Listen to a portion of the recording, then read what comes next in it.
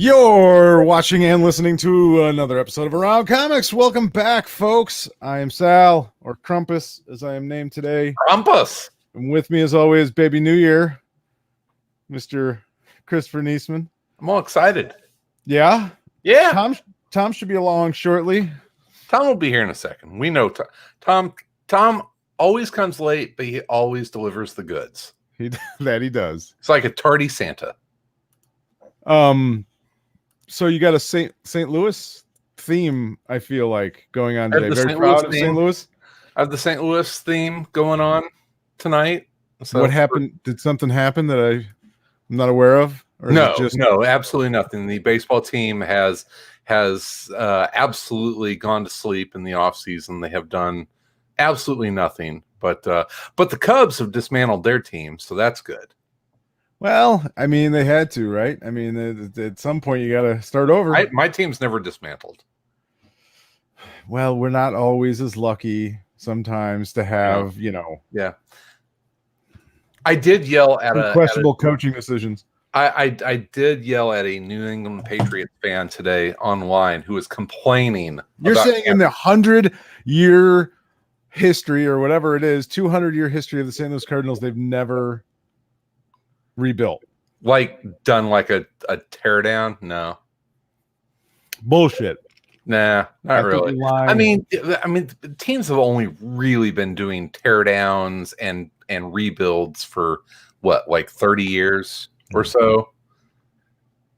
Yeah, probably. Yeah, so like free agency in baseball, Yeah, where it's absolutely like tanking to get draft picks and like the 5-year rebuild and that kind of. No, they've never really done that. That's that they probably should have a couple times, but that's okay. It's the new base. It's the new. Not a bad thing. It's not a bad thing. I mean, the Padres were fucking hot garbage for a decade, and now they're going to be world beaters for the next 3 years. And they're definitely going to have some pitching. Oh yeah, you're going to see Padre fans walking around beating their chest and whatnot, and for like 3 years, and then they're going to suck again. So wow, why so angry? I'm not angry. I'm you sound a little angry for I love life. All right. So no, the baseball. It sounds like preseason defense mechanism is what it sounds like to me. Oh, like, I'm gonna get this out of the way now. They're gonna be worried about. It's almost like being a Bears fan. They're gonna be just good enough to probably make the playoffs, and that's never that's a Bears about team. Huh? That's never a Bears team. We haven't made the playoffs in like 12 years, I think, or something. Bears have been 8-8 for like a decade. No. Yeah. So that they have. Yeah. They're a terrible franchise like all the rest in Chicago. Yeah. The Blackhawks had a nice run. But I did yell at a Patriots fan today who was bitching about Cam Newton. I'm just like, you know what? You have to take like 2 decades before you say anything bad about your football team. So go fuck yourself. Yeah. You got to give them a pass for a couple of decades, I think. Yeah, you don't get a complaint about anything ever. Like not even outside of football, you don't even get to complain about anything. Nothing. So, well, enough sports talk on Around Comics. How are you, sir? I'm good. I'm tired today, but I'm very good. I'm good. I love your spelling of Crumpus. I just typed it. How did you spell it? It's Krampus, but Krampus with the U is even more perfect. I actually kind of Crumpus. I'm like grumpy Krampus. Yeah, you are the grumpy Crumpus. So even I'm the one, bitching and moaning. So, but no, I had a great holiday.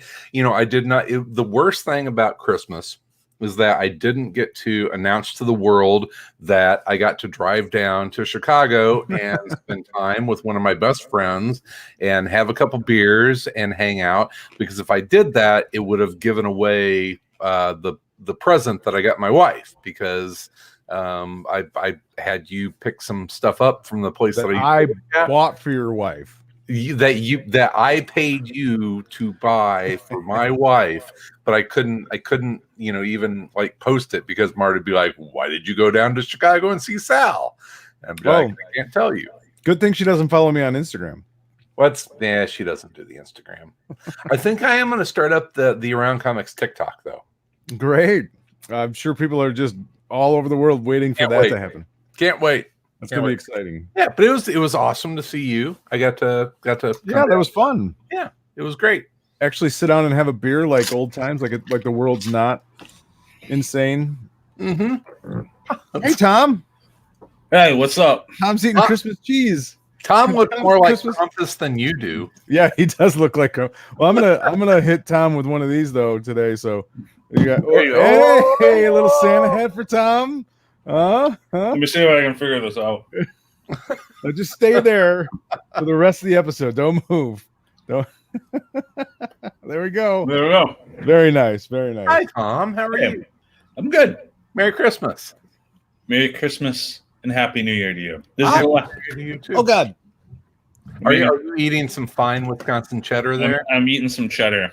Okay. I had to rush through dinner. Take the boy out of the mitten state. There's a lot of to me the mitten state's Michigan. Wisconsin is also a mitten. I never refer to it as a mitten. The murder mitten, that's Michigan. I've never even heard of such a thing. The murder mitten. The murder mitten. Wisconsin also has the mitten thing going on. It's got a little bit of the mitten action going. Yeah. The dairy state. America's dairy land. The life behind the cheddar curtain. Yeah. I call it. Yeah. Sorry, I'm sorry for just being like What's up not in with this Bucks, conversation. by the way? Bucks off My to a microphone's like falling off of my desk for some reason. Well, To... That's fine. Tom and I will chat about the Bucks until you're ready to. I think I got it. I think I'm good. There you go. For now, we'll see. Careful. All right. You're back. Oh my goodness, that was a struggle. Painful experience.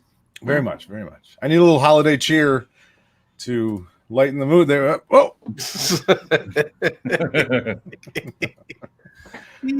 How was everybody's holiday? You guys enjoy your various holidays? Yeah. A lot of time with my family. Probably too much. That's the story of 2020. I can understand. Although I don't this was the first year, like I've always had a big family, a lot of noise at family gatherings. And this was like the first year, and normally it doesn't ever bother me. Like I'm so used to it growing up. Like that was just how every birthday was, every Mother's Day, everything was just like a room, too many people for a house, and just constant over talking. And you could see where I come from. Like, that makes a lot of sense, probably. Knowing me. But so this was the first year where like I was just like I had enough. Like I couldn't really handle any more noise. It was just the noise. I'm like, I'm really old. I'm just old now. I can't handle loud noises any longer. This is why old people are grumpy all the time, because everything bothers them. Noise. Go into the other room and watch TV. I did. I wanted to go play Cyberpunk 2077, which I'm heavily addicted to. Is it awesome? It took me a while to get the hang of it. Like initially I played it for a couple of hours and didn't really understand what the hell was going on. There were so many things firing up on the screen, and like it's a kind of complicated game, but once I got through that, I have been really bad about it. Like I played too much. For a week, about a week, it was like every waking moment that I didn't have something to do, I was playing Cyberpunk. Are you done with Assassin's Creed? Did you play through Valhalla? No, I haven't finished that. I went straight to Cyberpunk and I dove in. That's the ex-girlfriend. Valhalla will always be there for me. We'll take you back. Yeah, a little, All right, so here's the question. I'm on a PS4. Are you PS4 or Xbox or PS4? Or PS4. So I was going to PS5 it, but I haven't done the PS5 yet. So is Cyberpunk 2077 okay on PS4? I know that like a lot of people have been talking about it. I think the company's probably going to go bankrupt because they have lawsuits coming after them for like the release, and a lot of people are complaining.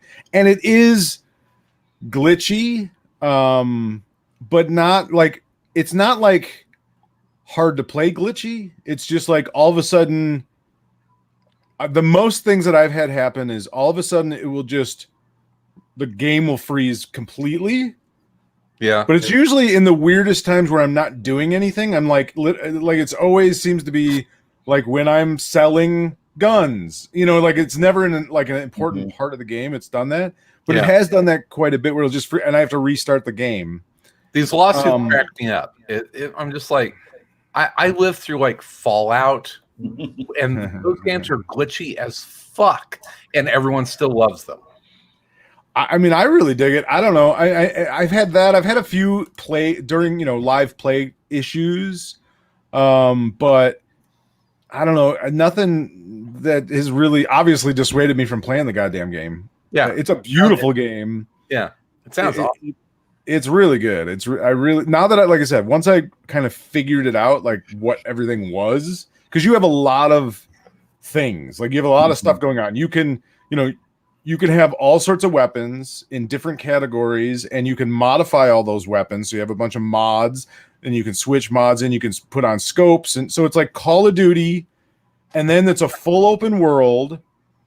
So you have that, but then you have cybernetics, so you can install cybernetics in your body, and then you have more options to do things, and you can mod all that stuff. Then you have clothing, and you pick up clothing all the time, and you can change the clothing, and different clothing has different armor, but then you can mod the clothing. So there's so many things that you can like, and then you have your own person where you're like, you have strength and reflexes and that kind of stuff. You can build those up. Nice. So, and then there's skills that you can build. So there's a lot of things going on. The story's actually fun. It's a cool story. The story's cool. I mean, it very much feels like a Blade Runner. You're playing kind of a Blade Runner game. I mean, but it's not Blade Runner in the sense of like it's cinematic in that way necessarily. I mean, there are moments of that, but it's not like the reason I call it Blade Runner is just like you are definitely living in a not too far in the future cyberpunk. Like, yeah, it's a cyberpunk world, no question. I mean, Everybody is modded. Everything is technology driven. Have you read the comic yet? I started to. The Cullen Bunn is right there, right? Yeah, and I read the first issue. I really liked it. I need to go back and read the rest, but I didn't. I don't think I wanted to spoil myself of the game at all. Yeah. But I've really liked it. I don't know. Cool. It's a cool game.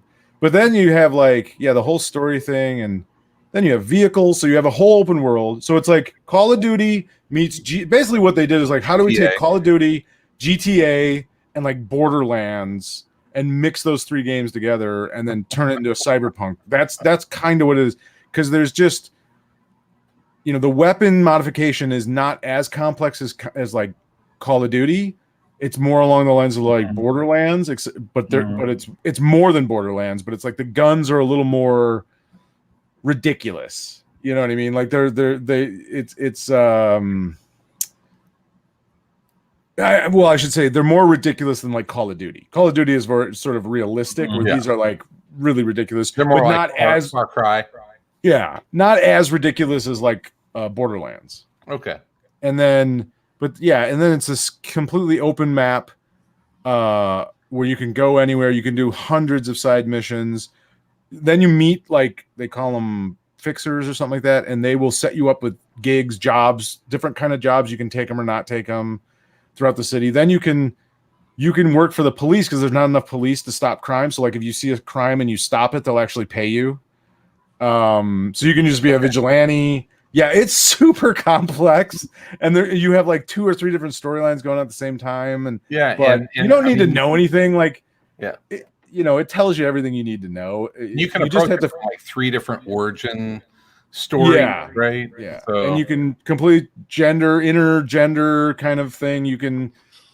Because they don't even call it men or women. It's like masculine voice and feminine voice. Oh, nice. So like you can have masculine face but For female being a genitalia or whatever you know. They're very woke. Yes, they're very woke. They have to, you know, we have to have, and then you can select the size of your male genitalia. If you can either go like small, medium, or large. And it shows it. It's, you know, it's like so if you're not wearing pants and you're running around the city, is that there's some inadvertent nudity. Yeah, it's odd. It's I don't understand the point of that exactly. At some point, at no point in the game have I needed that in any way. So, which I'm grateful. I don't. Right. Who knows? Who knows when it'll come up? Yeah. I don't know. I'm only like 10% into the game, so yeah. Who knows? But so, did you guys get any geeky, nerdy Christmas presents for this year? I got the nerdiest thing I got was a Soda Stream machine. I got the Jimmy Olsen trade, and I got a pasta press. Nice. Pasta press, very nice. Yeah, I made some fresh pasta the other day. Very With the mozzarella. It was great. Loved it. Mozzarella. The mozzarella. The Gabagoo on there. The gabagoo. The gabagoo. It's like Mario's up there. Thank God we could still make fun of Italians this day and age. Yeah. You know? Yeah. Nobody gets upset about that. Thank goodness. It's a Mario. Some nice bastard gave me these. Oh, that was a good looking bastard that gave you those. Yeah. Nice. You got to look through them. Did you take a look at them? Say what they are for people who are listening. Yes, for the audio. It's the Pacific Presents first and second issues with the Rocketeer and Steve Ditko's The Missing Man.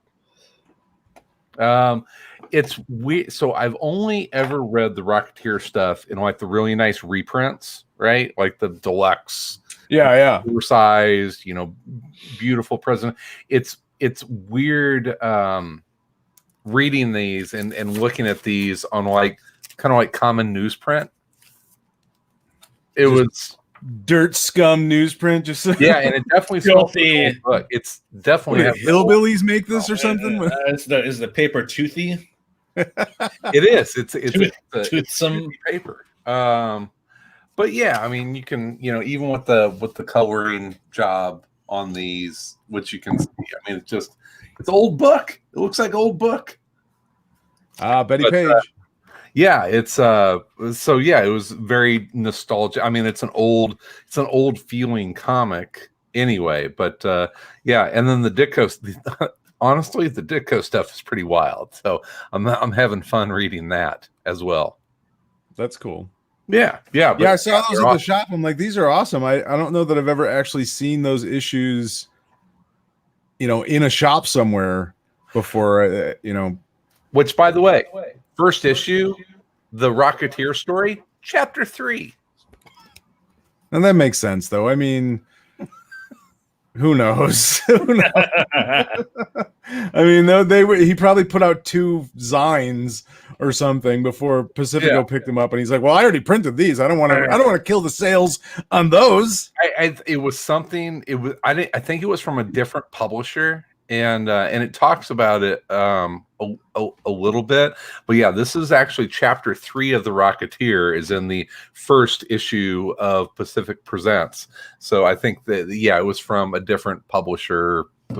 That was probably 1,000 copies put out. So I'll be honest, I don't know the publishing history of Rocketeer. I honestly don't. I'm not really familiar with it. So I don't know. It could be. I don't even know if those are. The first. It's wild. It's at a time. It's like a guy like Dave Stevens, who's now a freaking legend. In comics. So this was published 82. So yeah, he had to be self-publishing or something in like 1980 or so. I would imagine that he's pushing stuff out. But yeah, it's Dave Stevens is amazing. Did he do much else than the Rocketeer, or was that kind of it? I want to say there was another like kind of femme fatale My Girl Friday sort of thing that he did, but I can't remember exactly. Yeah, I mean, for a guy who's now 40 years later, so well regarded, we just think of him as Rocketeer, the best helmet in film. Yes, Neil Johnson says it's the best helmet in film. Yeah, that's hard to disagree. But you say Dave Stevens and you think Rocketeer. I just, I would have liked to see, him do, more other stuff, Yeah, I think about some guys like that, other guys that is like, well, what you're doing is awesome, but I wonder, others. I mean, Mignola for a while, but he had done stuff, and he every once in a while would do some stuff. Oh, he did stuff for DC way before. Yeah, for sure. Tom, what was was it Cosmic Odyssey? Cosmic Odyssey, yeah. Yeah. Speaking of people that you think of being associated with one comic and then doing something else, did you guys pick up the king size Conan that came out last week? I did not. I would have.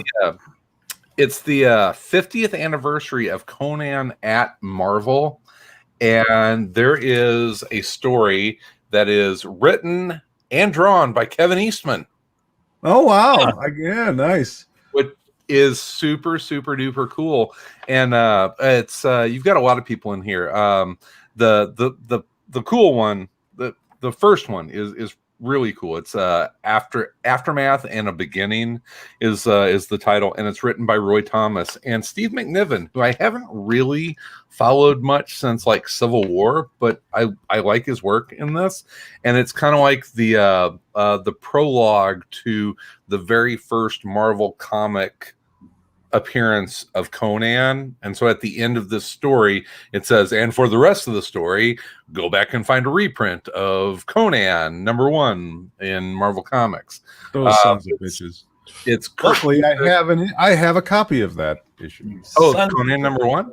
Yeah, that was the first book I ever bought off a wall in a comic book store. Really? Yeah, I think I paid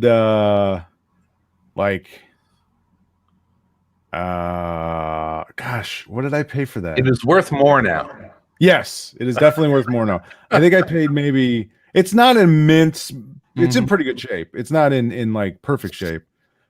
But I think I paid $12 for it, a big $12. It's worth more than $12. Yes, it's worth more than $12. So I made a good investment my first purchase with along with all of the other bad comic investments. Well, I really was a big Conan fan and from the movies and everything else, the books, but I was just like, well, I really want to have like an old comic, like something that's worth money. And I was probably, I don't know, I might have been 12 when I bought it. But it was up at my comic shop, and I was like, I think I saved up some money, and I was like, okay, I'm gonna buy it. I'm gonna keep this, and I've had it ever since. That was the first one I ever that was on a wall that was not cover price. Nice. Yeah. You can never go wrong with Conan. No, right? He's steady. There's always just more Conan coming, like all these books. There's just more. You're gonna have more. There's gonna be more. It'll be more. It'll be fine.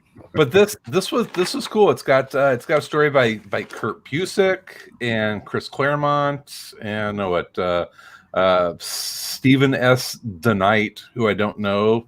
Maybe he's doing the new stuff. It's good art. It's if you're looking for some cool Conan comics, it was worth the $7. Cool. Yeah. Woo! $7. Oh my gosh. The geekiest thing I did, I was thinking about this again. I didn't really get anything geeky for Christmas. Well, I did have one thing, but the geekiest thing I did over the holidays was took apart my son's PlayStation 4 and installed a new cooling fan. Wow. Yeah, and it worked. Needed it for Cyberpunk. And it actually worked when I put it back together. I was shocked. Did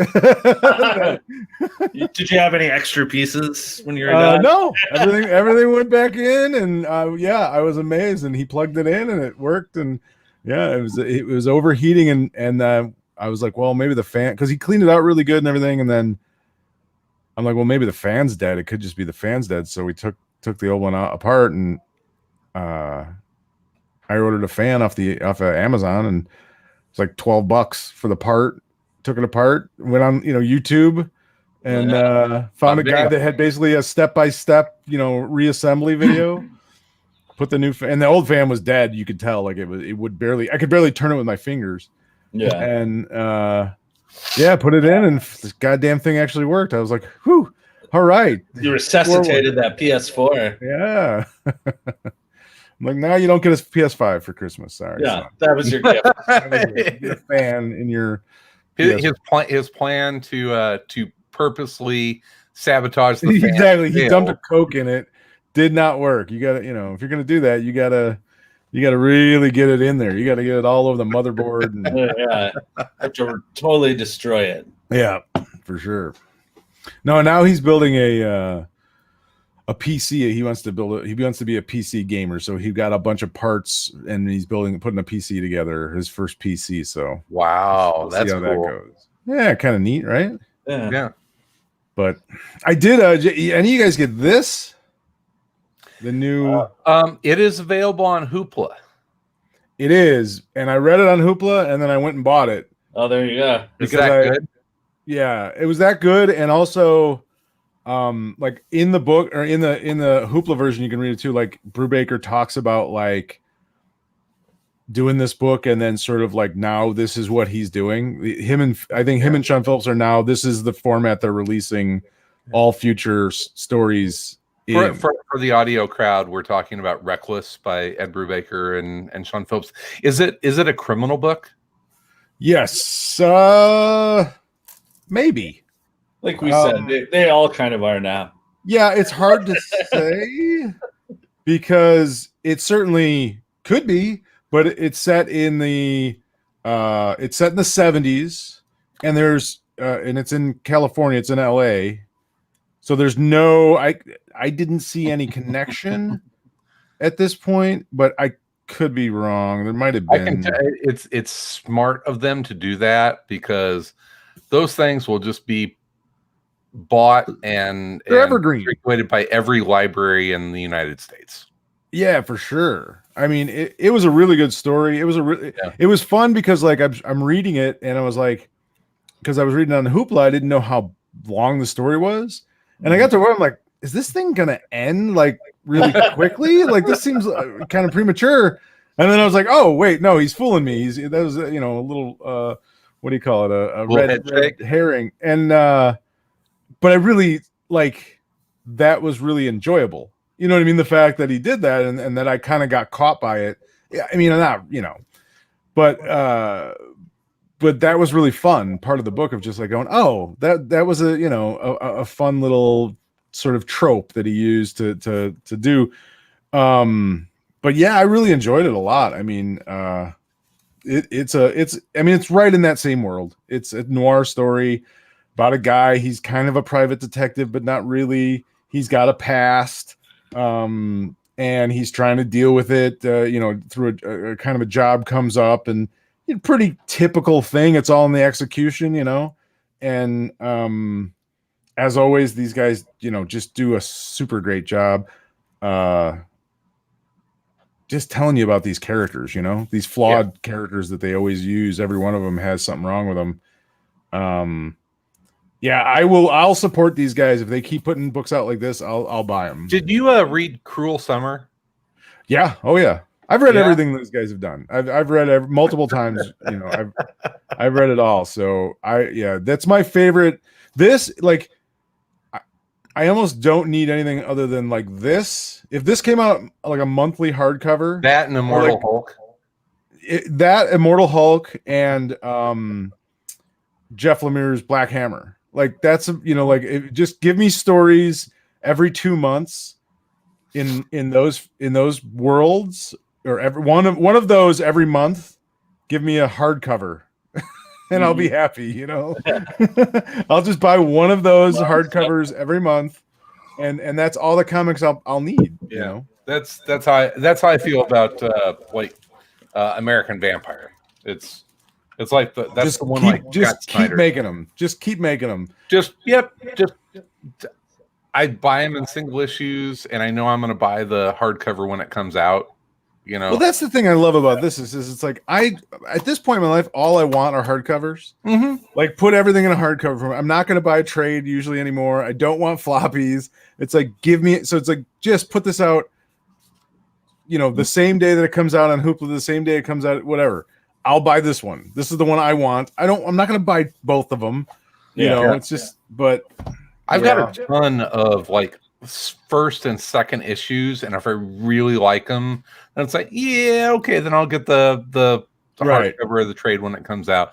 And it's hard sometimes because I had to wait for like a year for Paper Girls after it finished. Well, that is the nice thing about Hoopla. Yeah. Like those things are up there quick, and I mean, so you can kind of. And I've done it more than one time. It's like, oh, that was really good. I'm gonna go I want to own a copy of this. I'm gonna read this again. Yeah. I'm gonna sit through because especially like Sean Phillips' work. Mm-hmm. Like I rush through it because of Brubaker's storytelling. His words, and I want to see the end of. I want to read the whole thing. But then it's like I can go back and just look at Phillips' art. And read it all over again, just enjoying the art. God, how much have they done together since Sleeper? A lot. I mean, like a bookshelf. Yeah. They've done a lot of stuff. Keep making it. Yeah, man, keep making it. I'll keep buying. I'm a sucker. These are pulp. These are like and he talks about it. It's like he wanted to really do like pulp.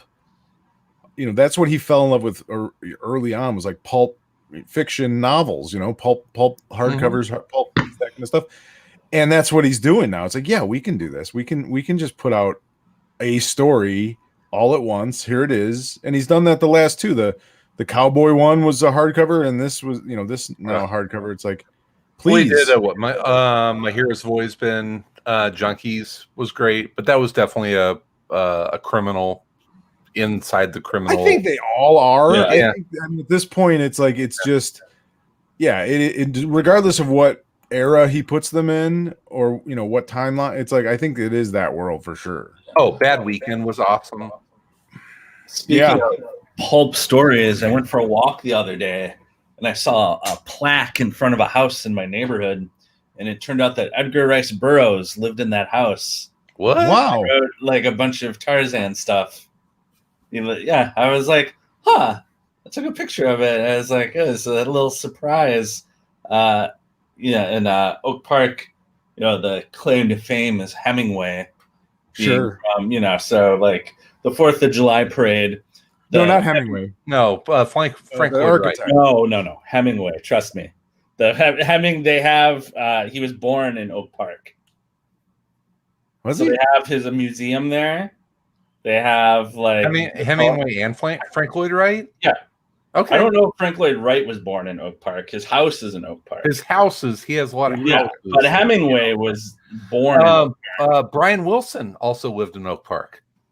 So what I was going to say is in the parade, they have this the Hemingway Society or Hemingway Foundation or whatever has like a Hemingway lookalike right in a car, but it just looks like an old white dude. It's not like you'd be like that dude looks like Ernest. And around the car are of course all the people in the Hemingway Foundation are old white guys. So it's just like might as well be 5 Hemingway lookalikes walking down the street. I had never heard the Edgar Rice Burroughs thing. I didn't know anything about that. I was like, oh, that's cool. I walk past the house all the time, but I had never noticed the plaque before. So there you go. Not just Hemingway and Frank Lloyd Wright. So also Edgar Rice Burroughs. If you go to Naperville, like on the Naper Walk, it's the river walk in Naperville. We went like over the summer, and there's a huge Dick Tracy statue. And I'm like, oh, was the creator of Dick Tracy? And I can't think of the Dick Tracy's. What was his name? The creator. Yeah, Brett Schoonover on the line. Well, anyway, I didn't know he was from here, and so I go up to him like, oh, I was in the Chicago. Yeah, Charles Gould. I'm like, I didn't know that guy was from here. and then you go up to the statue and there's a plaque, and it's like it was the birthplace of like the third guy that wrote Dick Tracy or something. I'm like, oh, you can't all claim right. that. I guess they're giving statues to these guys now. Then, in a similar theme of things that I didn't realize, the comic book artist Richard Corbin died, and Oh yeah. I didn't realize that he did the cover to the Meatloaf album, "Bad Out of Hell." Yes. That's Richard Corbin? Yeah, right? Like, I read that somewhere because that popped up like on some other feed, right? Like, that's probably for most people of a certain age, probably their most familiar Album cover. Yeah, or like their most familiar how they would know him, right? And I was like, huh, yeah, I guess it is by him. I had never really I had no idea. those dots, I remember like going on. I remember like being like, "Well, that's a cool, album cover," but I never. Yeah. Life is full of all these little educational. Right? I'm like, oh shit, yeah, Richard Corbin did do. Yes. God, that does not look like Richard Corbin. Your quick Wikipedia check. Chester Gould was the creator of Dick Tracy, and that premiered in the Chicago Tribune in 1931. Where was he from? Oklahoma. Okay.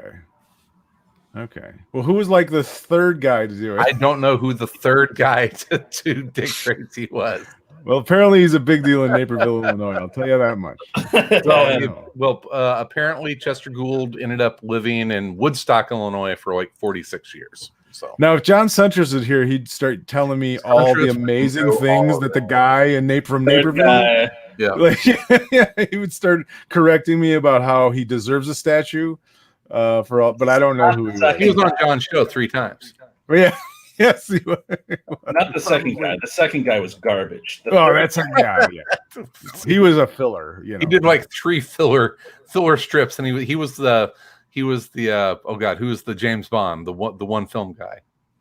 George Lazenby. He was the George Lazenby of Dick Tracy. A lot of George Lazenby fans. Ray Kroc was from Oak Park, Illinois. Yeah. Mm-hmm. Yeah. Another famous. All the famous Oak Park. I looked up a list. I wanted to see. I didn't really see anybody else. Well, Gene Ha.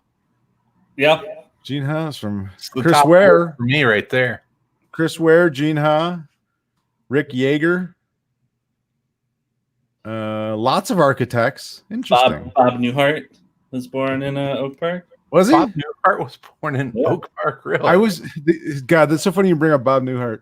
I was trying to explain to my son how Bob Newhart had like multiple television shows, and the one show ended because it was a dream from the character from the other show, and that just was like he could not comprehend. It broke his mind. Yeah, just kind of. He's like, "What? That doesn't make any sense. How do they?" He's like, "I would have been pissed if I watched that entire." That's just how things were, dude. I'm like, well, people didn't necessarily watch every single episode in succession back then. You caught them when you could, but Dan Klaus from Oak Park, not on the list in Wikipedia. The voice of Homer Simpson, Dan Castellaneta.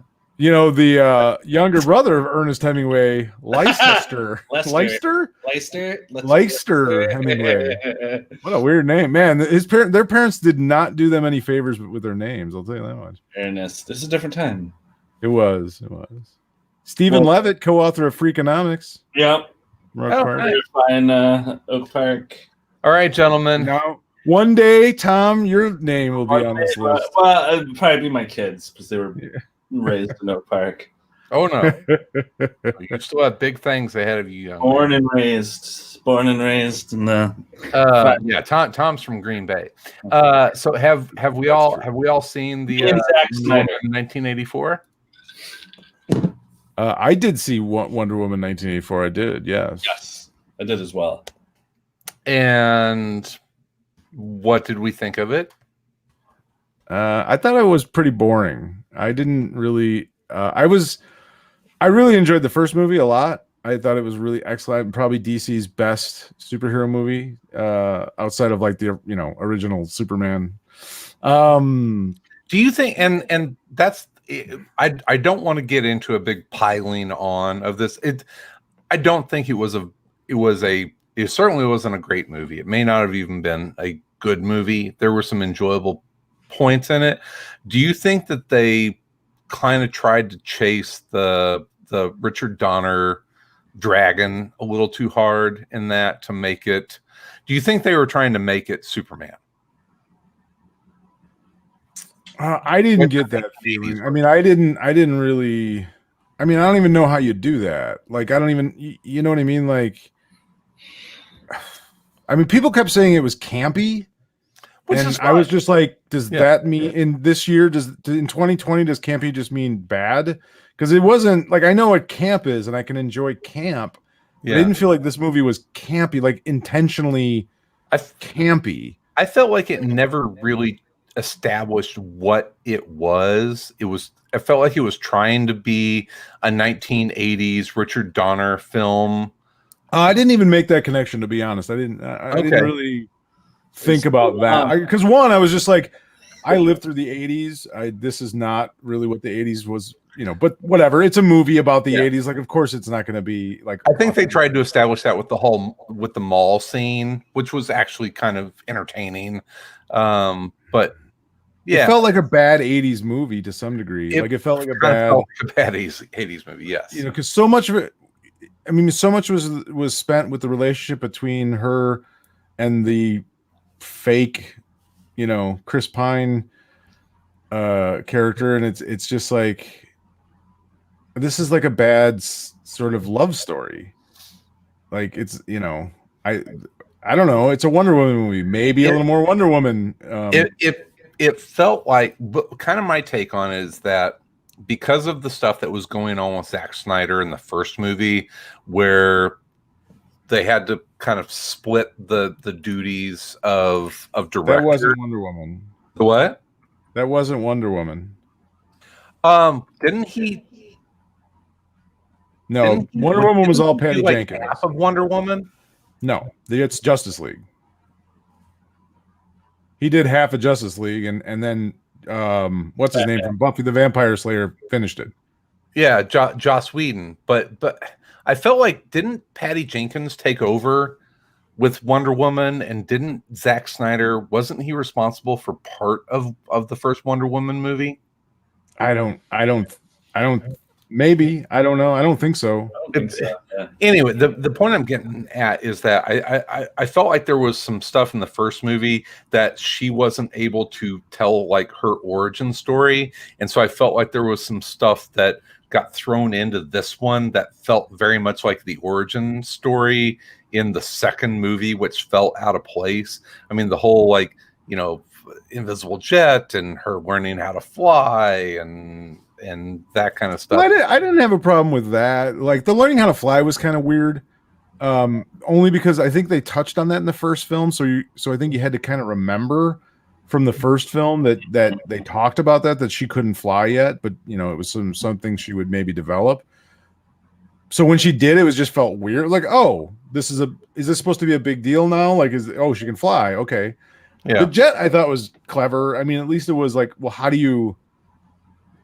It felt a little weird, a little clunky, because it's like this amazing power she all of a sudden she's been working on, but all of a sudden just kind of like comes out of nowhere, and she can make shit invisible, as opposed to the ridiculous idea of someone just having. Why would Wonder Woman have an invisible jet? Like, that's even more ridiculous. Why would she?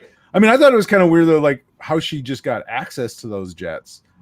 Like, that was, she was like, that was a little just weird. Walk through a door. Which jet fighter would you like? Like, what? How did that happen? But it's very much a 80s comic. Yeah, that's what it felt like. Yeah, which isn't good. I don't think it's very. I mean, they can be. Not all 80s comics are bad, but I think, like, I don't necessarily want to see. I don't want to read an 80s comic today, and I don't want to see a movie about one. I think, would it have been better if it didn't fall into the second movie trope of it's the second movie, so we have to have two villains? Would have been better if they had picked like either Max Lord or Cheetah. Well, that's always like the second, isn't it? Like the second Batman, there was too many villains. It always seems to be the thing. We need two villains for this. Yeah. Well, I mean, I guess I didn't like the first Wonder Woman movie as much as I think everybody else did. I like So the I first think- half of the first movie. And I think the thing for me that this Wonder Woman movie, I was kind of like, yeah, it's all right. Like, it's kind of, it didn't feel that different from the first one to me. And I think it's because the moment in the first movie where I'm like, oh, I get what these are going to be is, you have, she's searching for Ares who's causing World War I, right? And the whole time I think, the twist will be that Ares isn't involved and that there's just, like humans are complex and they have, good and positive, and it's like, nope, actually, no, there is a bad guy. He's like literally like a ancient god. I was like, okay, this is what these like it is. It's a 80s comic book. It's a Bronze Age comic book. It's like, no, really, Ares is causing World War. Causing World War. I mean,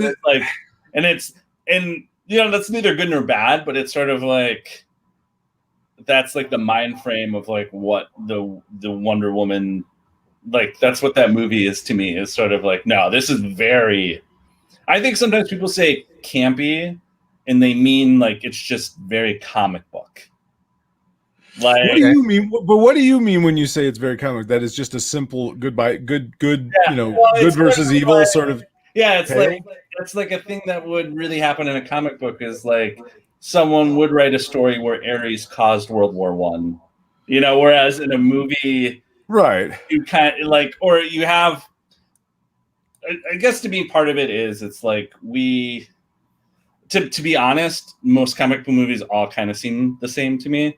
So whenever people are sort of like, oh, Wonder Woman was too long and there's, like, I didn't really understand what the bad guy is about. I'm like, yeah, that's all of them, dude. They're all really long, and I don't understand what the bad guy's trying to do.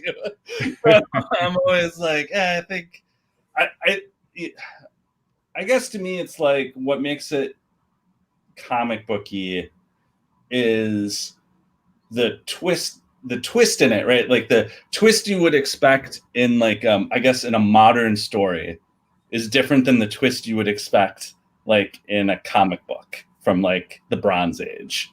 Right. Where, like, the twist is like Ares went back and started World War I, right? Whereas like the twist now would be like Ares didn't have anything to do with it. And that's just me talking off the top. Isn't that what they kind of tried to do in this one, where it was like, you had the stone, but it was supposed to be which god? I can't remember now which god it was. They did. It's just. But then they pulled back from that, and it was more like, well, the people are going to save us because people are like their version of Loki. Yeah. I mean, it's just, but I think that's where the campy comes from. I think people interchange campy with like, oh, this feels to comic book to them. Like it feels like, oh, this feels, whereas like for a lot of people, for whatever reason, perceive the Marvel movies as exceeding beyond like the comic book. I would argue that's not true, but like, right, like that's the perception, right? Is like, sure. Like I would say for most of them that's true. It's not true or whatever. But I think the final two were pretty. I mean, in the sense of like, I've never read a conclusion to an epic comic book story that was ever remotely satisfying. As much as Secret I felt War, the last issue of Secret Wars, baby. Yeah, maybe not as satisfying as the last two movies, the Avengers. You know what I mean? Like the way that those guys wrapped up decade long of movies together. You know, if you compared that to like a Secret Wars, I think they elevated comic books storytelling a bit there. I think they're probably more organized. Probably more organized. I think that's all the credit you'll give them. Well, I mean, that's a big thing, right? It's like, think of like in comics how fucking hard it is to get a bunch of different people to like jam your character. Movies? Yeah, they jam. I mean, like be like, hey, you're writing this book. include this in there. You know, like Oh, I right. meant that as a compliment of like having like a vision and like sticking to it, Right. like executing against that without like halfway through changing your mind or like being Well, like, I think directors have to deal with producers, so I mean, I think it's no different. You know what I mean? Like, you're still somebody's more money. Somebody in a suit is fucking putting, the hot poker to you, going, yeah, you need this in there. You need two villains. It's a sequel. We gotta have two You villains. gotta have two villains. We need Two-Face, the Joker, and Penguin all in We the need same. three in here. Yeah. I mean, the Wonder Woman 1984 was too long. It was, I mean, it's like 2.5 hours long. Yeah. And like in a bad way, in that like I was like, what I wanted happening in more this? Wonder Woman. Like, I just wanted more Wonder Woman. Yeah, the favorite parts of Wonder Woman to me are like watching Wonder Woman Be Wonder be Woman. heroic. Like, go be heroic. That's what I really enjoy. I like, it literally, like, I swell up with this like childish feeling when I see superheroes being super and being heroic. like, if you have a 2.5 hour long movie, you need more of that. Yeah, a little bit more, please. And I love Pedro Pascal. I just want to see him in Mandalorian armor. Anybody else think that he could play a young Brando in? He could be Kal-El's father in Superman as Brando, like with that hairpiece and everything. Like, Jesus, he really looks like a young Brando. He just has to learn how to mispronounce Krypton. I don't think that'd be easy. He's got an accent. I'm sure he can pull it off. My son was oh shit, now I forgot what I was going to say. God damn it. Bored in the middle of the movie? Well, I wasn't talking. I was talking about what were we talking about right before this? Brando. Right before that, Pedro Pascal. My son. We watched The Mandalorian, and I don't know that I've seen somebody be more disappointed at seeing the Mandalorian face than my son was. Just like, that's the Mandalorian. That dude. What the fuck? He was just like, please put your helmet back on, buddy. He hates seeing him with his helmet off now. Like, dude, it's the Viper. Come on, man, it's the Viper. He's like, why do you have a mustache? No one sees your face. What is the point of a mustache when no one can see Then your the face? mustache was gone by the next. Yeah. This guy's helmet does shaving for him. My wife was really excited to watch Wonder Woman, and she is not a comic book fan. She is not a superhero movie fan. I don't know that she's ever been excited to see the sequel to many movies, let alone, not any other superhero movie. Yeah. She saw the first one. She loved it. Now, she grew up as a kid in the 70s watching Linda Carter be Wonder Woman. So that's why she wanted to see the first one. And she loved it. She absolutely loved the first movie. And like I said, I've never seen her more excited to want to see. She was counting down the days to Christmas to see Wonder Woman. And yeah, same thing. She was just like really disappointed in it. Just did not enjoy it. Didn't, So, for me, it's like, well, okay, maybe I have certain comic book inbred, things, expectations, or whatever it is. But yeah, both my son and wife, and my wife especially, she's just like, yeah, it was boring. It was just it wasn't very interesting, and I didn't feel like they did what they did with the first one, where it made Wonder Woman awesome. And this was like this bad love story kind of thing. It's just, I don't know. I felt like they put together this great cast of people and never let them do what they're really good at. It's like, I love Kristen Wiig. She's fantastic. Me too. I'm a big fan. I never found myself like laughing at a Kristen Wiig scene ever. And it's like, maybe they didn't want that or what. And it's like, I think Chris Pine is awesome. I never once had a moment where I was like, he is awesome.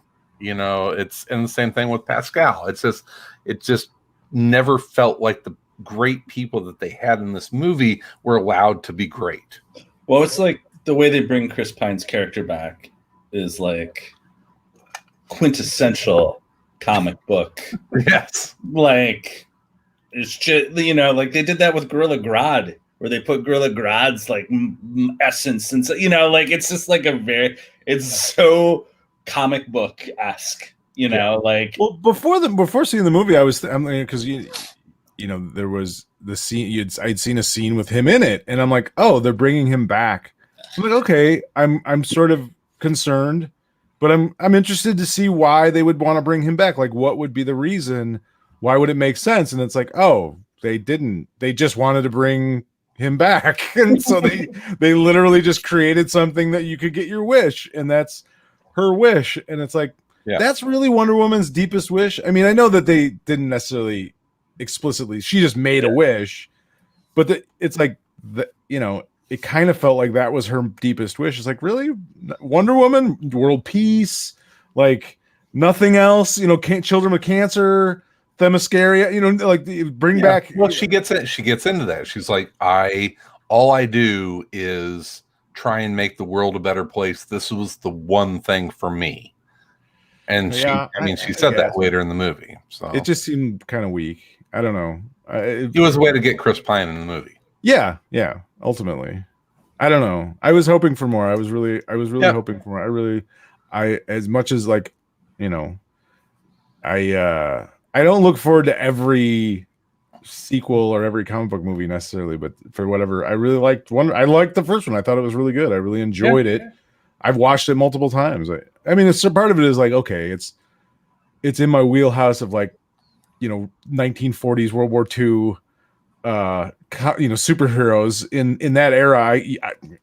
I'm pretty much a sucker for anything, you know, that has that combination. Yeah, I guess the only good thing is that I guess we're at that point of the year and through the pandemic that, you know, that things are starting to calm down a little bit, that the internet can lose its mind over a fucking Wonder Woman movie and that be the center of outrage in the world this week. Are they? I haven't even paid attention. It's been pretty brutal. Or why there's just like the typical sort of, you know, apologist. Fanboy, you know, whatever. It's a movie.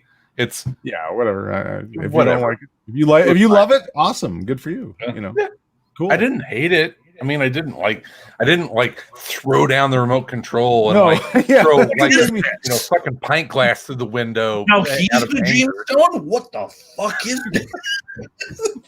I was like, yeah, okay, yeah. I guess I'll watch something else now. Yeah, that was I went to, and then I watched Soul on Disney Plus, which was much better, which was really good. And you know that was interesting watching Soul. Jamie Foxx, of course, is awesome, and Chris, what's her name?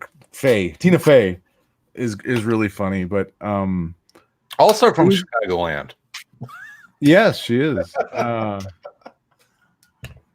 It was like the first sort of, you know, black movie in the sense that the majority of the cast is black. The main character is black, and you know, so that it wasn't like it was just a movie that happened to be about a black guy. It wasn't about him being a black guy. Like he was just a guy that taught jazz and loved jazz, and that's and then you know what happens in the movie happens in the movie. And it's just I mean, certainly being black is all a part of that. Jazz being black music, that kind of thing. But it was just interesting. It was just like a lot of times movies just aren't written in that sense when they're, you know, in this day and age when we sort of, you know, have a lot of black creators making black content for black people or, you know, that kind of thing.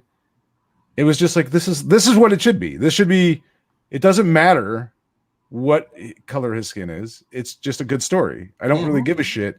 Like when, you know, I don't know. I just wanted to point that out. It was just sort of fun or nice to just be like, yeah, this is what a movie should be. I don't care, you know, and no one should give a shit what color this guy's skin is. It's not about that. It's a human story, and we all relate to the same things, you know, like especially when it comes to living and dying.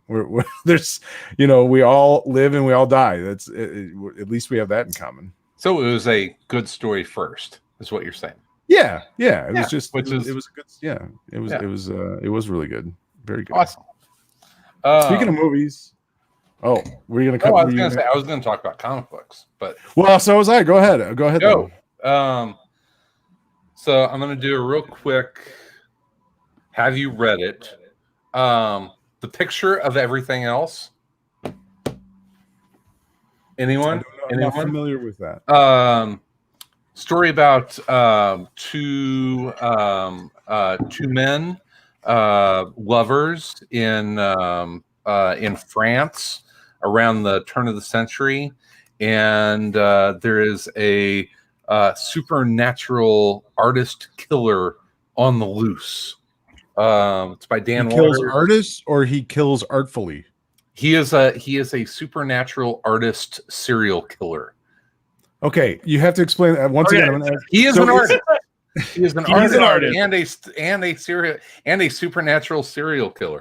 wait, is he kill supernatural people, or he is supernatural? He is supernatural, and he kills and an artist. people. And he is an artist and a supernatural serial killer who kills people, not supernatural people. Okay. Okay. It was a little confusing. That's all. I wasn't. Yeah, sure. the first issue was a little confusing, but I liked it. So check out The Picture of Everything Else. Who did it? Post Americana. No. Go back to The Picture of Everything Else. Who did that book? It's Dan Waters. What else did Dan Waters do? He's done a few other things. I know that name. And the art is by Kishore Mohan, and it's published by Vault Comics. Okay. All right. Now I know. Yeah. So now I want it. I don't want to give too many spoilers. But yeah, it's a beautiful book. It's got a real painterly style to it. Lovely. Yes, it is. It's loverly. And yeah, it's kind of got that murder mystery, but they turn it on its supernatural head by the end of the first issue. So I'm definitely going to read more, but check that out. So The Picture of Everything Else. Have you guys read Post Americana? No. Also interesting. It is by Image Comics. Steve Scrochy?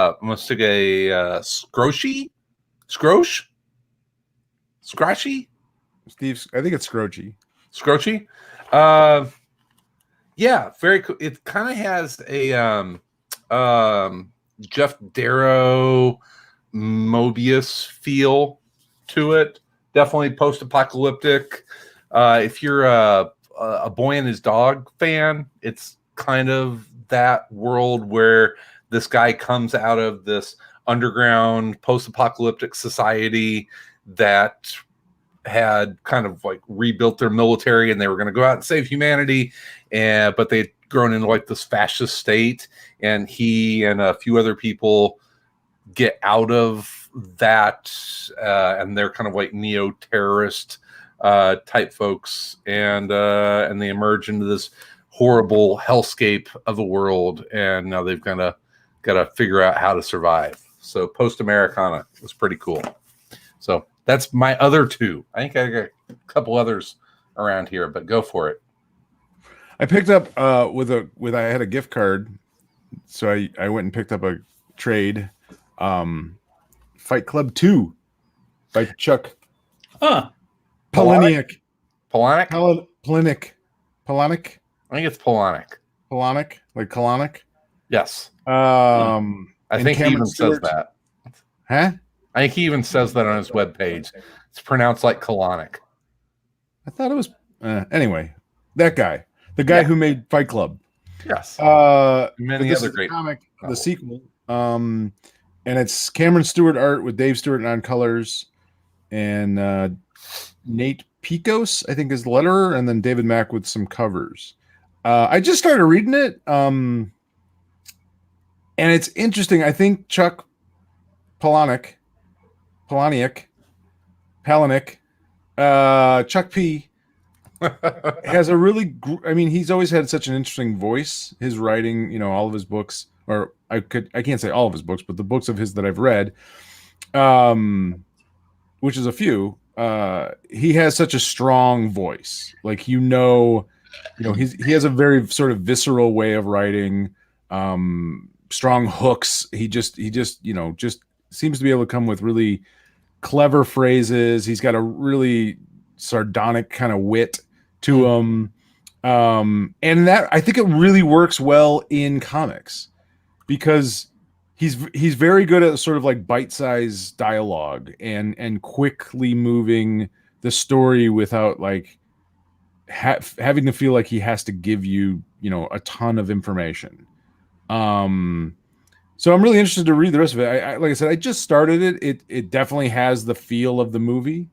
In a sense, you have basically the same characters. And he writes this prologue in it about sort of how Tyler Durden didn't die in the first movie and why, and how he stuck around. And it's an interesting sort of not philosophy, but sort of like his take on Fight Club. Because with a book like that, and then obviously the movie became pretty popular. I think you tend to have like or thoughts about like why he wrote this or what he's trying to say. In his book, it's like I think you can read a lot of different things. And it's one of those books, like if you look at it now or the movie, if you look back at it now, considering like today and how polarized we are, I think either side of that can look at that movie in different ways. You know what I mean? Like you can take it, sort of the Tyler Durden way or not. And the movie is very tame compared to the novel. How many people died in the movie?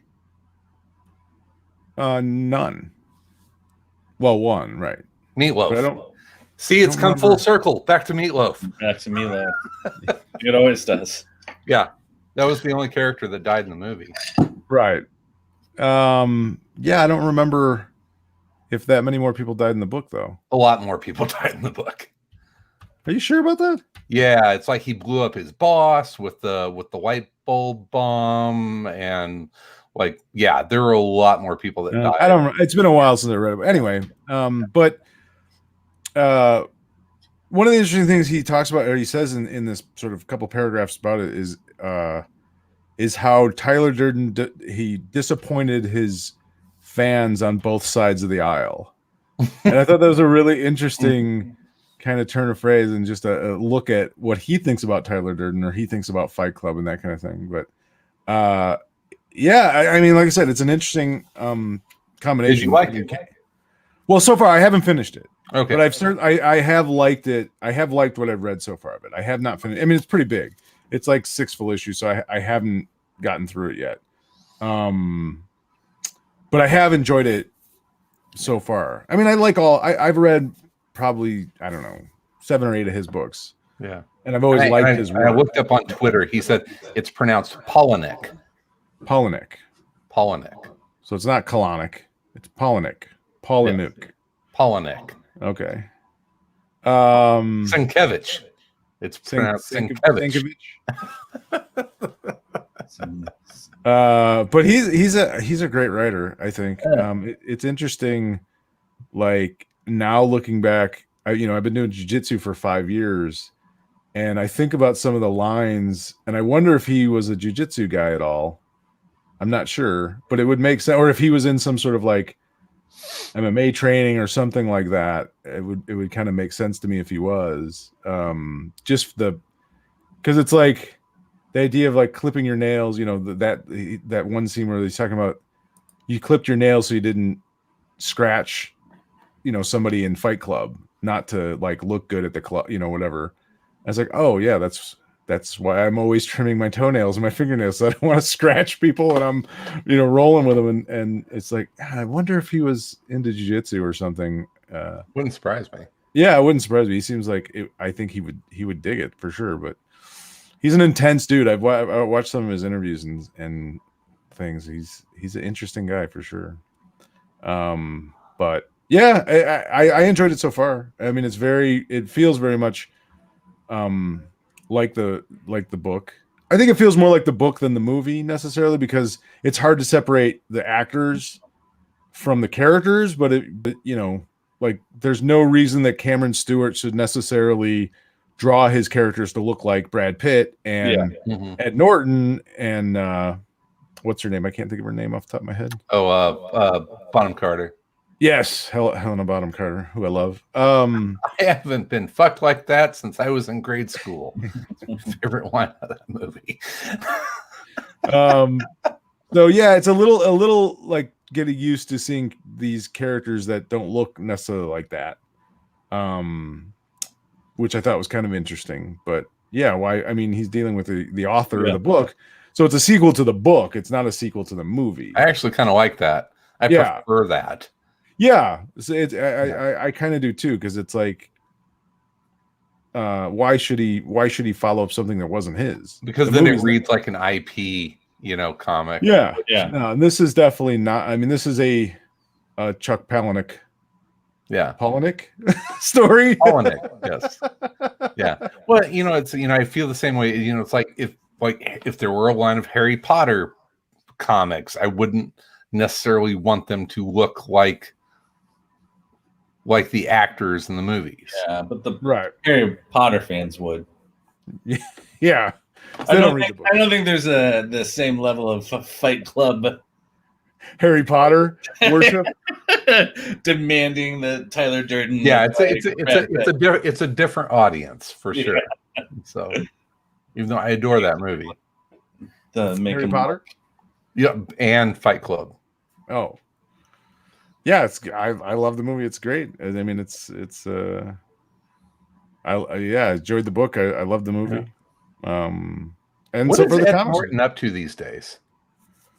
He just did a movie. He kind of actually he did a great interview right before the movie came out that on the Rogan podcast, Joe Rogan's podcast. He did an interview, which he rarely does, I think, but he like wrote and produced and directed and starred in this movie. It's called Motherless Brooklyn, and it was a very small release. I don't know how well it did. I actually went and saw it after watching the interview because I really liked. I've always really liked him. I've never seen him sit down for 2.5 hours and just talk. So that was sort of interesting to watch the interview. And at the end of it, I liked him even more.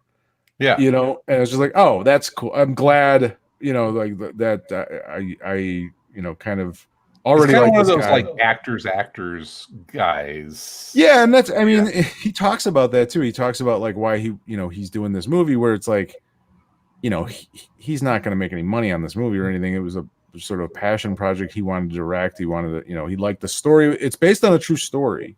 It's actually a really interesting story about like in New York, how at one time, like the most powerful guy in New York was like a guy you would never think. It was like he was like a commissioner of land development or something, but because of his position and the way he was just super aggressive and manipulative, he became like the most powerful dude in New York. And this story is about a guy that kind of goes up against that. And it's a noir. It's set in the 40s, 30s or 40s. I can't remember off the top of my head.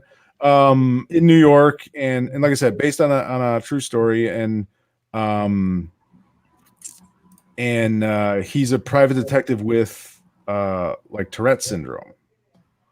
So it gives Ed Norton a chance to play, characters he seems to like to delve into. Someone with, some sort of,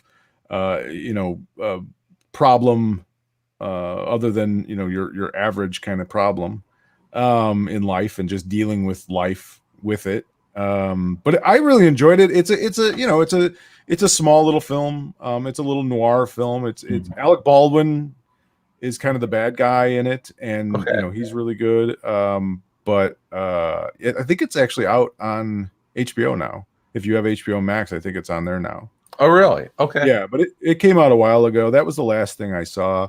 I think, he just seems like he's probably pretty at this point kind of picky at what he does, or he can be.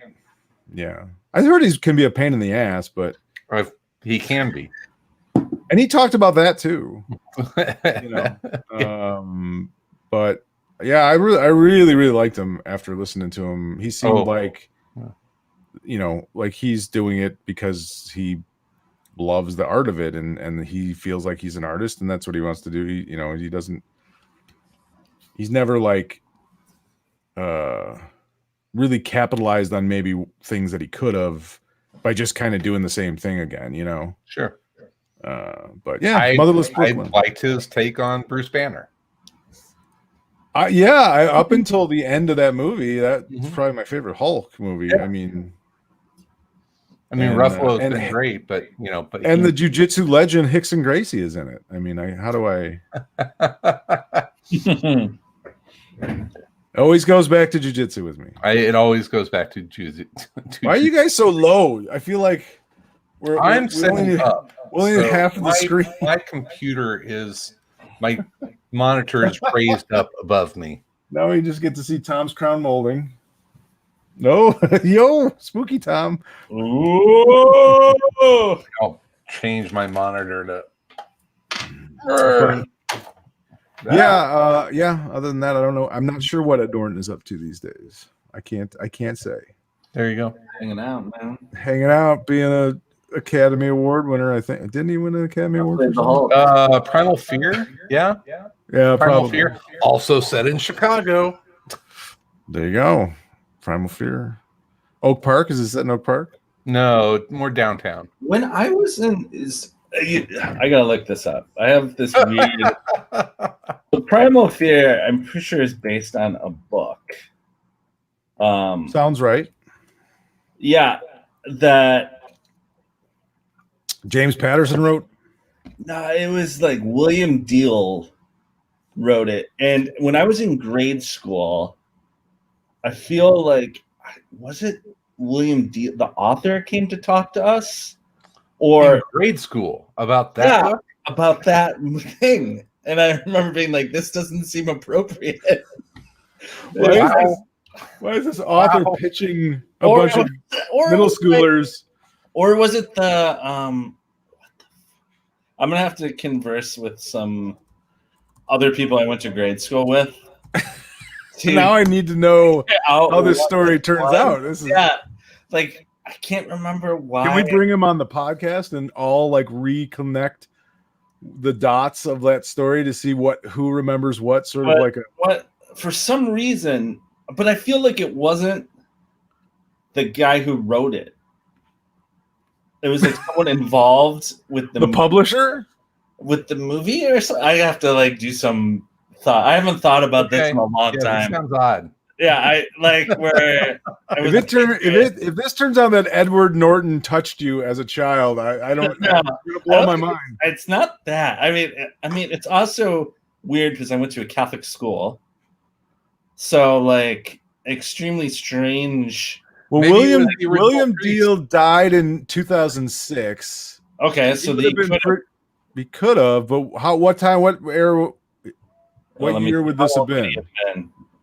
God, it's not him. I feel like he was 81 in 2006, so he would have been pretty old when you were in. The guy was pretty old though. Why the fuck would he have come to my school? This is okay. I'm gonna have to. There's a mystery. We got to figure out this mystery, Tom. I have not thought of this in like 20 years about how weird this was that somebody came to us, and the reason they were here is because they were involved with this movie. Oh shit! Richard Deal wrote Sharky's Machine. Wow. Yeah. Hell yeah! This guy, my Primal Fear, Show of Evil, Reign in Hell. He wrote wrote all those in the 90s. Well, anyway, I'm gonna try and get to the bottom of this. I mean, why would he? It couldn't have been him. I mean, unless he knew the teacher or something. Like, it just seems like that. That seems odd. Yeah, but so does somebody else coming to talk to us, and they're. Yeah, it seems even odder that like a PR person or would come. How old? Wait, what grade was this? I was in 8th grade. Grade. Yeah, the only thing I could think is if he was him, like, hey, I'm an author. Like, maybe that's something you think about doing when you go into high school. Yeah, it was like that. It wasn't like a conversation about the movie. It was just like the movie came up because, you know, it was 1993. He was born in Georgia. He died in Atlanta. I mean, 1993 would have been right in the right. No, I was too 93 old. is when he wrote it. He wrote the book, and it was published in 93. Primal Fear was published in 1993. Maybe? This is so weird, and I want to know that. Yeah. How do we get a hold of your teacher? How do we? That would have been the right time for that to, you know, like if someone knew him and that book came out. Huh. Okay. I'll look at it was about a Catholic. Yeah. It was about a Catholic priest, right? Like a boy accusing a Catholic. Maybe I can't imagine a Catholic church school like going out of their way to bring in someone to talk about Primal Fear. Yeah, that seems. Unless it was someone saying, "Don't go see this movie." Yeah. Don't read this book. It's evil. You know, I don't know. Although in the end, he was lying, right? Yeah. So the Catholic Church is not the bad guy in that movie, in that book. No, it's just that it was so darn believable, though. That's true. But maybe it was their way of going, see? They're all lying. They're all Edward Norton. I'll ask around and see if anyone remembers. This is like our own sort of like murder mystery podcast now. We've just created a mystery. We jumped genres. Downloads are going to be huge. All right, listen up, Around Comics mystery hunters. We need your help finding out if in 8th grade at what high school or what junior high was this? It would have been at Holy Cross Elementary School. In Green Bay? Yeah. If somehow Richard or William Deal, the author of Primal Fear, Sharky's Machine, and other novels. I feel like it wasn't him. That's my first reaction, is that it's not him. But if it wasn't him, who was it? Who was it? It wasn't, yeah. What year did you graduate? 93 would have been when I was in 8th grade. What? Oh, God. When did you graduate high school? 97. Wow, I'm old. Neil Johnson says he's on the case. Neil Johnson is on the case. We need answers, Tom. We need the truth. Because I was going to say maybe it was someone who worked on the movie. Because I feel like the conversation was about their job. Like, was it a Catholic priest? A whole other topic. But God damn. Okay, we'll figure it out. Yeah, right. I know what I'm doing the rest of my holiday weekend. I'm like Cyberpunk 2077. Yes, Google. that's exactly what I'll be doing. Trying to like Google's going to tell me the answer to this thing I remember from 8th grade. It's going to be like, yeah, you're right. My 8th grade class. There's a sequel, a 95 novel, Show of Evil, which is the sequel to Primal Fear. I'm like, Really? Yeah. The internet, confirm for me this weird memory I have. Am I misremembering something else? You know, if the algorithm can figure that out, we're fucked. Just ask your smart speaker. Like, what? I remember this. Okay. Well, this is going to be the last time that we talk to each other in 2020. Yeah. This is true. Well, you know, I mean, anything could happen. I agree with Tom. Probably. Die 2020. Everybody keeps acting like just because no, next year will the suck. calendar changes, next year won't suck. No, next year's going to suck too. Yeah, 2021. Maybe. We said this in 2019. Oh my God, 2019 was the worst year. Yeah. And then 2020. Well, they're all the worst year. So 2021 is going to also blow. So. Oh, Neil Johnson says William Dell was out of the country all of 1993. Who was it then? He already was on it. Neil Johnson is on the case. Woo! Good work, Neil. Good Way work. to go. Way to go, So research was not monkey. William Deal. How do we know this is factual information, Neil Johnson? It's on the internet. It's true. It's true. Yeah. Well, he must have been on like a book tour in the Italy for the Catholic Or Church. he was in Europe speaking at other like Catholic elementary schools. It's a complete possibility. Flying in. He flew in for the day. Mm-hmm. All right, guys, we ready to wrap this one up? Yep, I gotta go figure this out. I guess.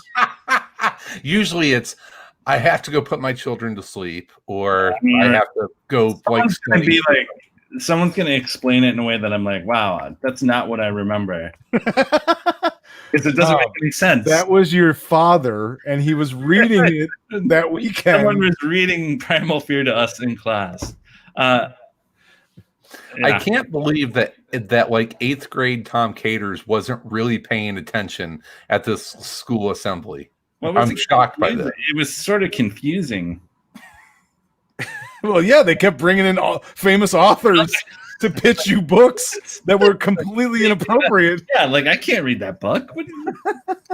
This isn't even in our library, dude. How am I supposed to get a copy?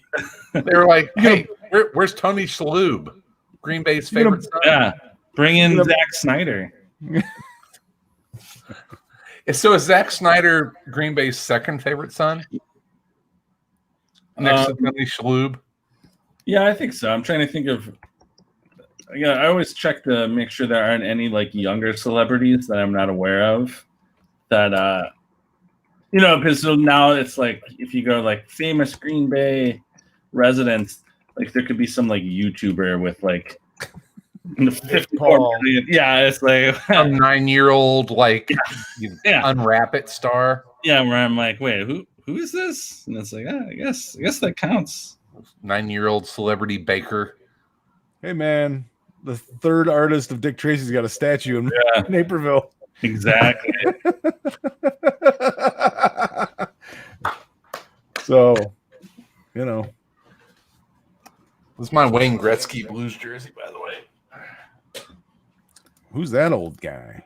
Half a season. Neil Johnson wishes us a happy New Year. Happy New Year, Neil. Yeah. Thank you, Neil. Thank you to all the listeners again for listening and downloading and subscribing. All that, which, by the way, gotta run this down. If you're watching this on the YouTubes, that's great. Thank you. If you would prefer to listen to it, you can do that as an audio podcast. If you're listening to it as an audio podcast and want to know what these three ugly mugs look like, you can watch it on YouTube and Periscope. And where else are we at, Sal? Facebook. The Facebook. I'm working on the TikTok. If you want to randomly see Sal and I actually grab a beer together, you can follow us on Instagram. Because we didn't live stream that. We could have live streamed if we were true YouTubers. We would have live streamed that whole event and then charged money for it. No, you guys fucked that up. You should have. You know what was awesome is I spent about an hour and a half with Sal in a bar, but like pushed off to the side where no one was around us, so we were socially distanced. We were there for about an hour and a half or 2 hours. I don't think we talked about comics once. Yeah, there you go. Yeah, just I think in the beginning, but yeah, not really. Yeah. After you gave me the Great Rocketeer comic, after that, it was awesome to catch up with you and actually not even talk about comics because it was all curling and jiu-jitsu. We talked about curling and jiu-jitsu and we talked about the comparisons of curling and jiu-jitsu. Yeah. It was amazing. Very similar sports. Yeah. We found out that curling is actually way more physically demanding than I previously understood. Couldn't possibly do it. So there's all that. You can get some swag. Go to aroundcomics.com/swag shop. Yes. So go get you. I actually do need to get that hoodie. The hoodie is pretty freaking sweet. And a coffee mug. Other than that, I did want to say thank you to everyone that sent me recommendations for fantasy novels. I got a lot of emails from people. and there's I haven't gone through them all yet, but I absolutely will. And thanks for sending that stuff. Yeah, I appreciate it. I'm gonna check out. It's funny when you start talking to people about books. Like people just love handing you books. You know, it's like here, I had a guy at my gym. I was just talking about fantasy books, and he's like, "Oh, dude, that's my jam." And then next thing I know, he's handing me like 3 giant hardcovers. I'm like, "Okay, thank you." Nice. I mean, you don't have to jump into it now because it's never going to be fucking finished, because this guy makes R.R. Martin look like Stephen King as far as, how prolific he is at putting books out. But The Name of the Wind is a lot of people have that's been multiple times that has been suggested to me. I think that one, and then there was one other one that like multiple people suggested the same thing. I'm like, okay. The Brandon Sanderson stuff, the Stormlight Archives. It might have been that, yeah. Those are good. Those are really good. I think you'd like the Stormlight Archives. And he actually writes at a pretty good clip. Probably faster than I can read.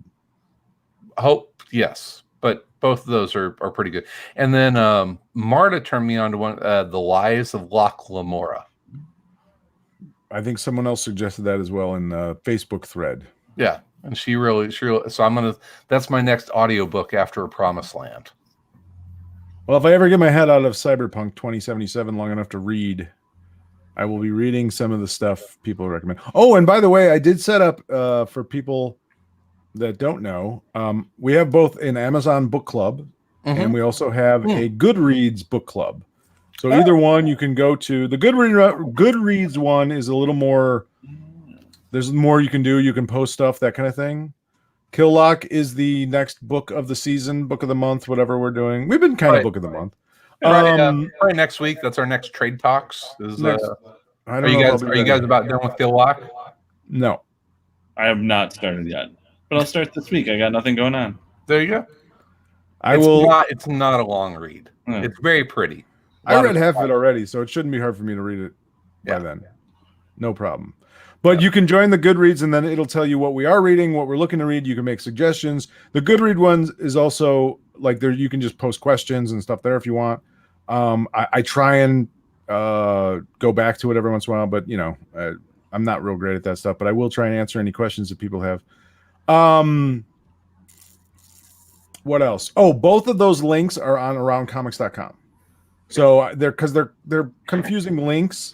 So I can't tell you what it is, goodreads.com/blah, blah, blah, blah, blah, blah, blah.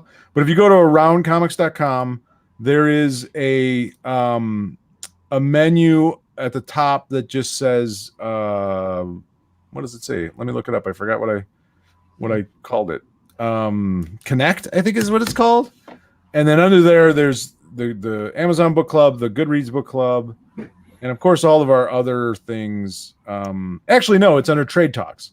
So under Trade Talks is Amazon Book Club and Goodreads group. So either one you can join from there. So Tom, and you can also watch the YouTube videos now replayed on aroundcomics.com as well. Cool. Awesome. Yeah. And Tom, I think you've got the next pick. You've got the next pick. Yeah. I'll be ready. All right. High expectations. I have my expectation is as high as it was for Wonder Woman 1984. Tom thrives on high expectations. Yeah, I'm gonna meet them. I'm gonna exceed your expectations. I didn't have time to get you a hat, Chris. Sorry. I'm good. I'm good. All right, folks. Well, that will wrap up our last episode of this wonderful year that we've all had. We will talk to you again in beautiful, bright, shiny, new, brand new spanking studio 21. Oh, it's gonna be awesome. Thought we were gonna be in a studio or something. It's gonna be the best year ever, right? Oh, we'll see about that. I'm sure no amazing celebrities will die. No, not one. Only bad people will die. Yeah. Betty White. Oh, no. In the meantime, in between time, God, I'm not even ready for this. We'll be everywhere in and around comics. Oh, I hit the wrong button.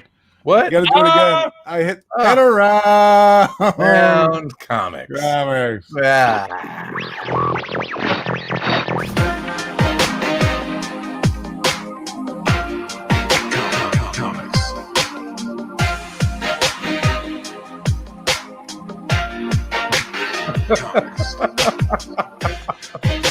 I'm just like, how do I turn this thing off?